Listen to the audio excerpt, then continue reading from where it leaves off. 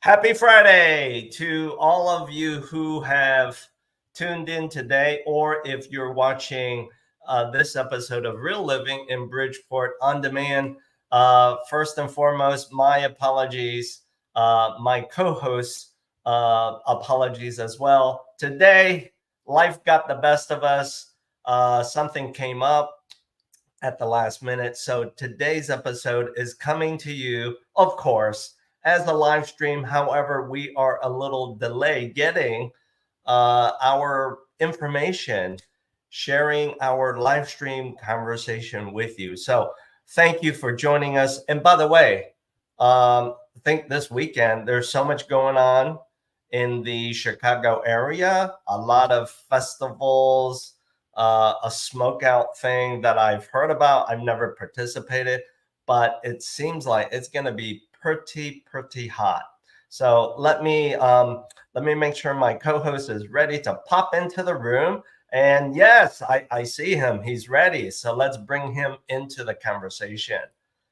Hello, Warren. How are you? Hi, Bill. I'm good. Yeah. So this weekend is going to be a hot one for both of us. Yes. Are your kiddos hitting you and your wife up with, let's go to the water park? Yes. They've been asking me to go to the water park, to the beach. Basically any outdoor activity you can think of that kids like, they want to do. I know.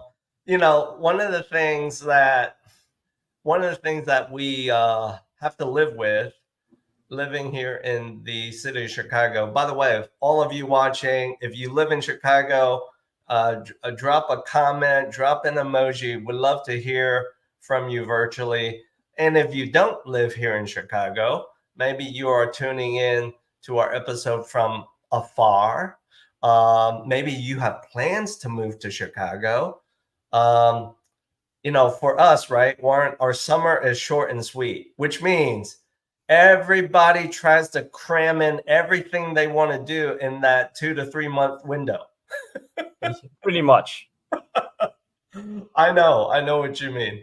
So all of that being said, audience members, we're coming to you a little delayed today. It is what it is. Something got the best of us at the last minute. But regardless, both Warren and I committed to showing up. So here we are. So Warren, let's ask you to lead off today's conversation with what's going on with real estate. Anything changing since the last time we showed up? Not much has changed. I mean, in the Bridgeport area, transactions like for single family has slowed down. Okay. But yeah, like 650, like price point, like 650 and up, it's on the market time, it's a little bit longer than usual. A little bit longer? Yeah. Yeah.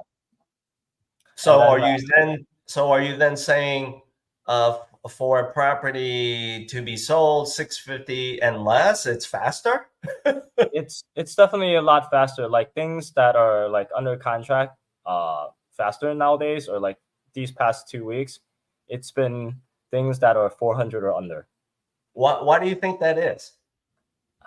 It's hard to say, because it's been a really weird market this year and a half. Okay. I'm going to lean in and answer that question I just asked you. How's that? So here it Okay. goes. We switch Could it up. it be? I'm going to lean in and answer the question with a question. So here it goes.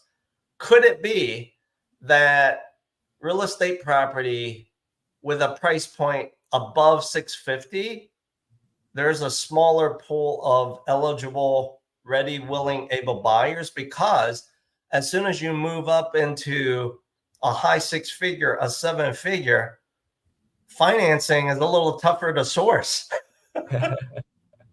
right? Right. Maybe that has something to do with it. That could be also it could be, since it's the holiday, maybe True. that's slowed down as well. True. People are They're traveling. wait. So those potential buyers, and by the way, that is you. Those potential buyers, they're waiting until they finish spending all of their money on summer vacations before they come and call you and say, Warren, I'm ready now.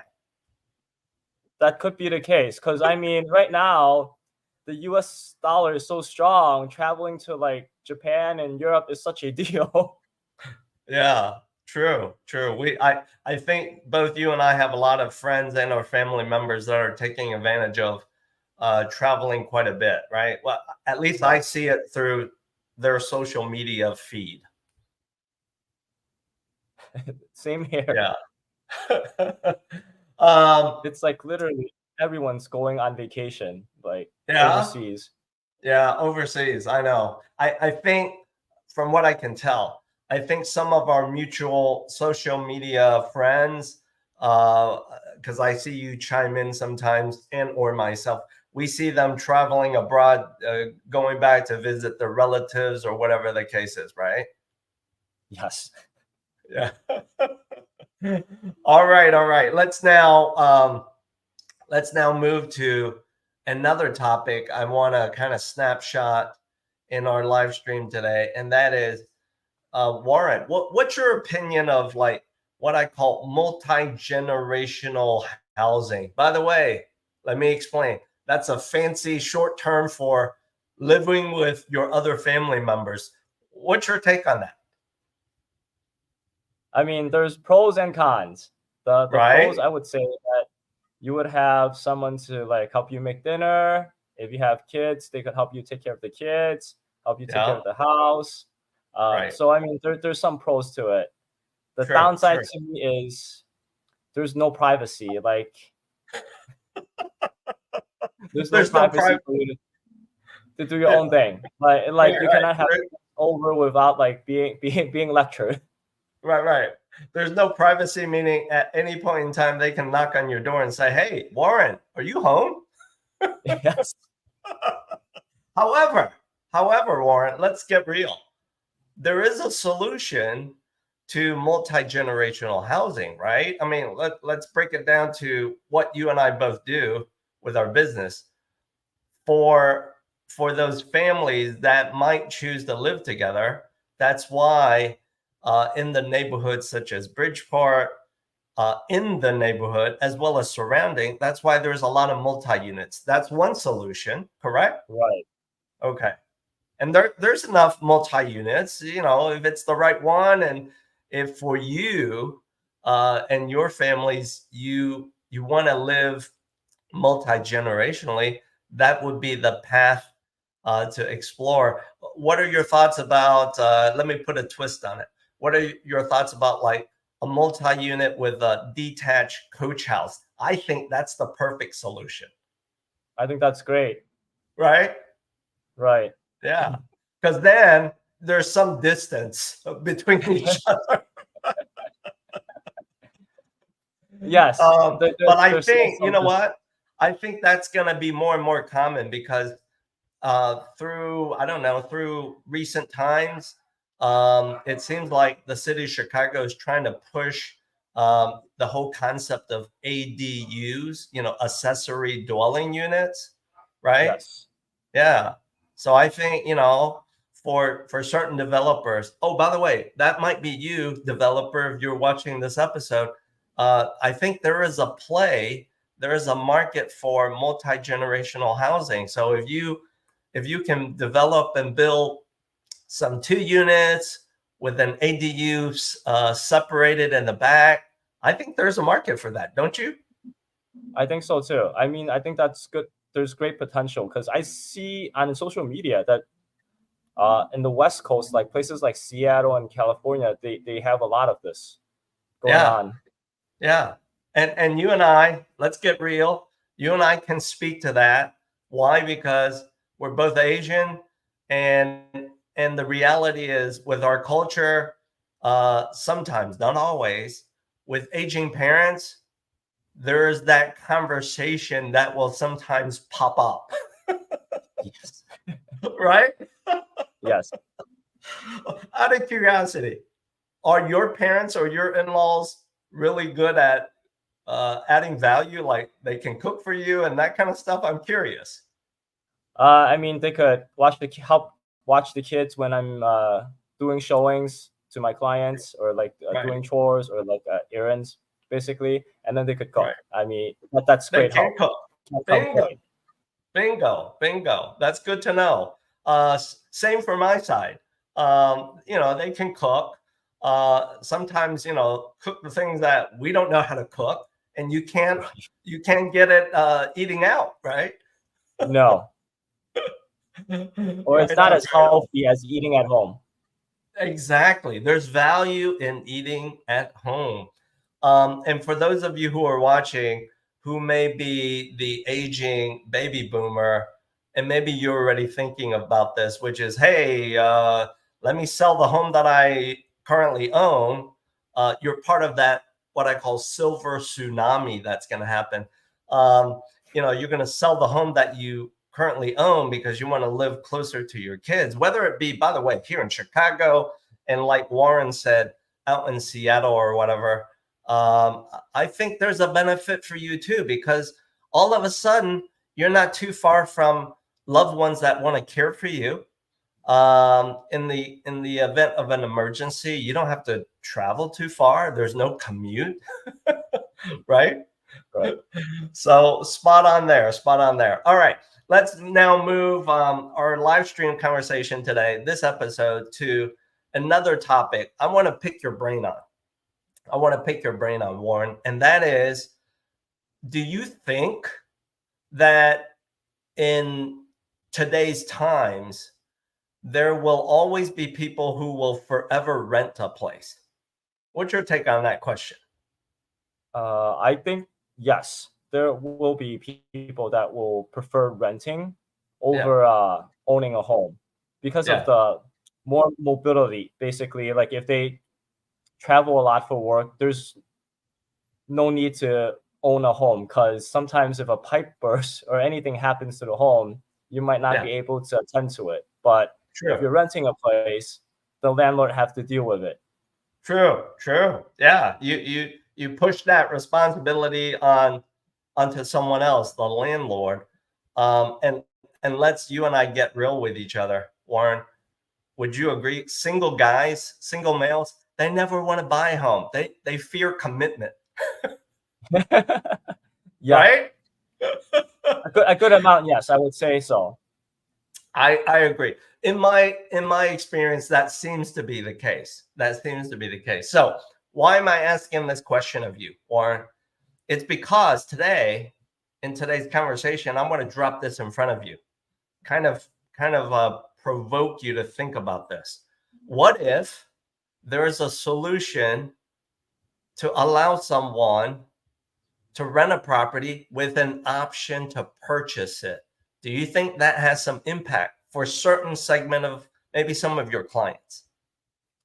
Yes, maybe like a handful, low income people, Yeah, especially, or yeah, like people with low credit scores that can't apply for a loan at the moment, but they're working to build up their credit. right. I think it's a great program to have. Yeah. Or let me throw another element to it. Or someone that has changed how they earn income.